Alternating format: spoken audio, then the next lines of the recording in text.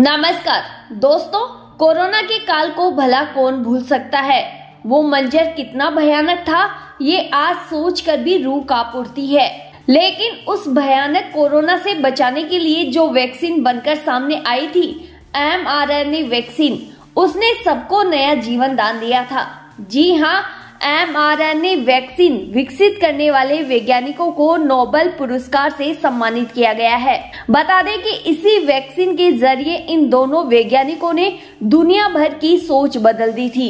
दुनिया भर के वैज्ञानिक शरीर में होने वाले ह्यूमन सिस्टम के एक्शन और रिएक्शन को और अधिक से समझ पाए थे। हम बात कर रहे हैं कैटलिन कैरिको और डू विजमैन की, जिन्होंने mRNA वैक्सीन बनाई थी और दुनिया को तबाह होने से बचाया था। आइए जानते हैं सबसे पहले mRNA वैक्सीन को। दरअसल mRNA या मैसेंजर आरएनए जेनेटिक कोड का एक छोटा सा हिस्सा है जो हमारी सेल्स यानी कोशिकाओं में प्रोटीन बनाता है। इसे आसान भाषा में ऐसे समझा जा सकता है कि जब हमारे शरीर पर कोई वायरस या बैक्टीरिया हमला करता है तो mRNA टेक्नोलॉजी हमारी सेल्स को उस वायरस या बैक्टीरिया से लड़ने के लिए प्रोटीन बनाने का मैसेज भेजती है।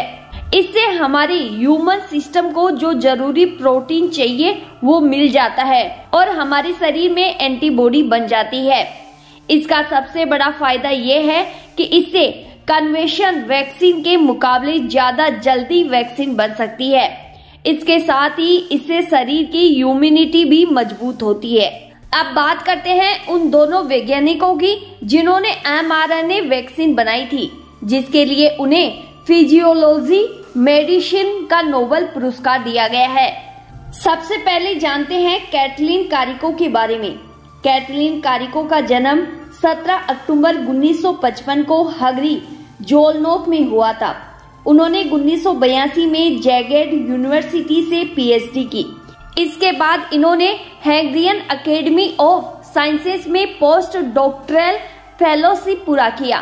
तत्पश्चात इन्होंने फिलाडेल्फिया के टेम्पल यूनिवर्सिटी में अपना पोस्ट डॉक्टरल रिसर्च पूरा किया। फिर वो 1985 में अमेरिका आ गई। यहाँ आकर उन्होंने पेंसिल्वेनिया यूनिवर्सिटी में असिस्टेंट प्रोफेसर के तौर पर काम किया। 2013 के बाद कैटलिन बियोट्रिच आरएनए फॉर्मूलालिस्ट कंपनी की सीनियर वाइस प्रेसिडेंट बनी। 2021 में इसी दौरान उन्होंने कोविड महामारी के दौरान कोरोना के mRNA वैक्सीन विकसित की। बता दें कि mRNA की खोज 1961 में हो गई थी, लेकिन अब भी वैज्ञानिक इसके जरिए ये पता लगाने की कोशिश कर रहे हैं कि इससे शरीर में प्रोटीन कैसे बन सकता है। कारिका इसी पर काम करना चाहती थी, लेकिन उनके पास फंड की कमी थी। 1990 में पेंसिल्वेनिया यूनिवर्सिटी में कारिका के बॉस ने उनसे कहा था कि आप या तो जॉब छोड़ दें या फिर डिमोट हो जाएं। कारिका का डिमोशन कर दिया गया। कारिका पुरानी बीमारियों की वैक्सीन और ड्रग्स बनाना चाहती थी। उसी समय दुनिया भर में इस बात की भी रिसर्च चल रही थी कि क्या mRNA का इस्तेमाल वायरल से लड़ने के लिए खास एंटीबॉडी बनाने के लिए किया जा सकता है। 1997 में पेंसिल्वेनिया यूनिवर्सिटी में डू विजन आए और दोनों ने मिलकर इस पर रिसर्च की। अब बात करते हैं डू विजमैन के बारे में। डू विजमैन का जन्म 1959 में मैसाचुसेट्स में हुआ था। उन्होंने 1987 में बोस्टन यूनिवर्सिटी से पीएचडी और एमडी की डिग्री प्राप्त की थी। इसके बाद हार्वर्ड मेडिकल स्कूल के वेज इजायर डिकोनेस मेडिकल सेंटर क्लिनिक में ट्रेनिंग करते रहे। 1987 में विजमैन ने अपना रिसर्च ग्रुप तैयार किया था।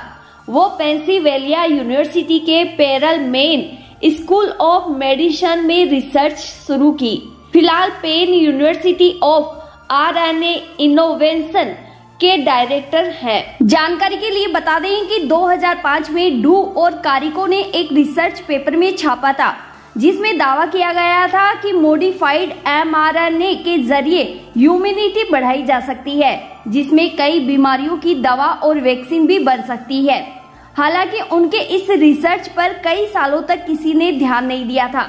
2010 में अमेरिकी वैज्ञानिक डेरिक रोसी ने मॉडिफाइड mRNA से वैक्सीन बनाने के लिए बायोटेक कंपनी मॉडर्ना खोली। 2013 में कारिका को जर्मन कंपनी बायोनेटेक में सीनियर वाइस प्रेसिडेंट अपॉइंट किया गया था, जहां पर इन दोनों ने मिलकर mRNA वैक्सीन विकसित की थी। उम्मीद है दोस्तों आपको जानकारी अच्छी लगी होगी, तो वीडियो को लाइक और चैनल को सब्सक्राइब करना ना भूलें, ताकि समय समय पर आपको करंट अफेयर्स की जानकारी मिलती रहे। धन्यवाद।